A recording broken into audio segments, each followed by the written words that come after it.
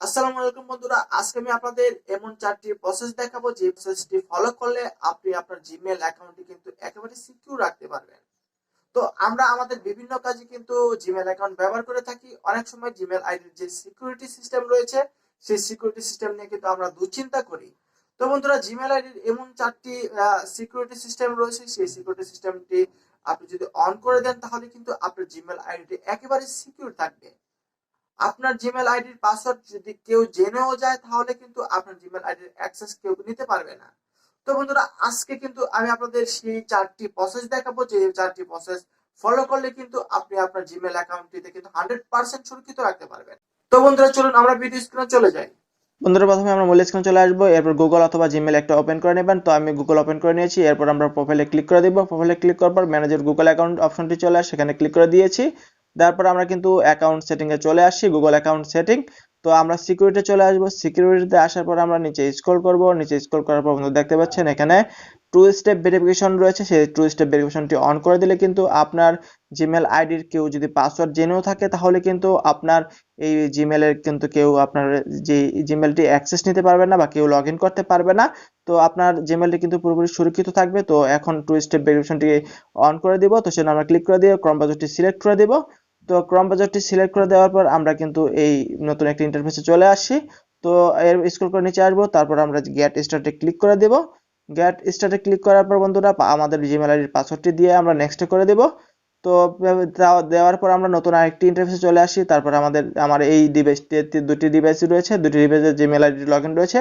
তো আমি কন্টিনিউ দিয়ে তারপর আমার যে মোবাইল নাম্বারটি রয়েছে সেই মোবাইল নাম্বারটি এখানে দিয়ে যে কোনো টেক্সট মেসেজ অথবা ফোন কলে নিতে পারবো। তো আমি টেক্সট মেসেজ সিলেক্ট করে সেন্ডে ক্লিক করে দেব। তারপর আমার এই নাম্বারে একটি কোড চলে আসে, সেই কোডটি আমরা দিয়ে দিব। তো কোডটি আমরা এখানে লিখে দিচ্ছি বন্ধুরা। তো এই মোবাইল নাম্বারে কিন্তু আপনার ভেরিফিকেশন কোডটি আসবে সবসময় তো লগইন করার সময়।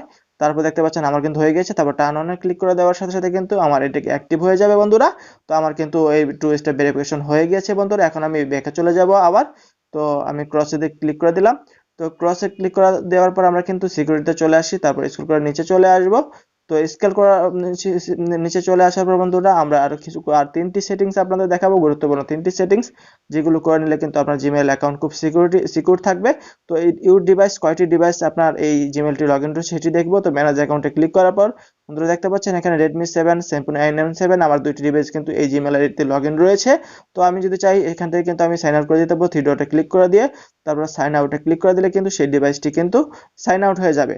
এরপর এরপর আমি আবার এখান থেকে ব্যাকে চলে আসবো। ব্যাকে চলে আসার পর আমি আবার স্ক্রল করে নিচে চলে আসবো। তো এখন third party apps with account access, আপনার যে জিমেল আইডি রয়েছে সেটি কোনো থার্ড পার্টি অ্যাপস বা থার্ড পার্টি ওয়েবসাইট অ্যাক্সেস নিয়ে রেখেছে কিনা সেটি দেখতে হলে আপনার এই যে ম্যানেজ থার্ড পার্টি অ্যাক্সেস এ ক্লিক করে দেওয়ার পর আমরা চলে আসি ভিতরে। তো এখানে কিন্তু আমার একটি অ্যাপস কিন্তু আমার এই জিমেল আইডির অ্যাক্সেসটি নিয়ে রেখেছে। তো এটি কিন্তু খুব রিস্ক। তো আপনি আপনার যে আননোন যেসব অ্যাপসগুলো আপনি অ্যাক্সেস দেওয়া রয়েছে সেটিকে রিমুভ করে দেবেন। রিমুভ অ্যাক্সেসে ক্লিক করে দিয়ে তারপর ওকে ক্লিক করে দিলাম। তো আমার অ্যাক্সেসটি কিন্তু বন্ধুরা ডিলিট হয়ে গিয়েছে। এখন থেকে কিন্তু আর ওই থার্ড পার্টি অ্যাপস কিন্তু অ্যাক্সেস নিতে পারবে না। তো দেখতে পাচ্ছেন ডিলিট হয়ে গিয়েছে। এরপর তৃতীয় যে সিকিউরিটি সিস্টেমটি রয়েছে সেটি দেখাবো।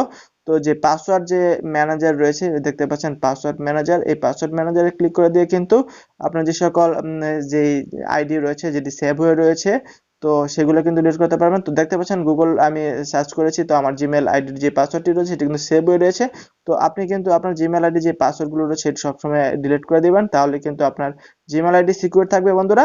ধন্যবাদ বন্ধুরা।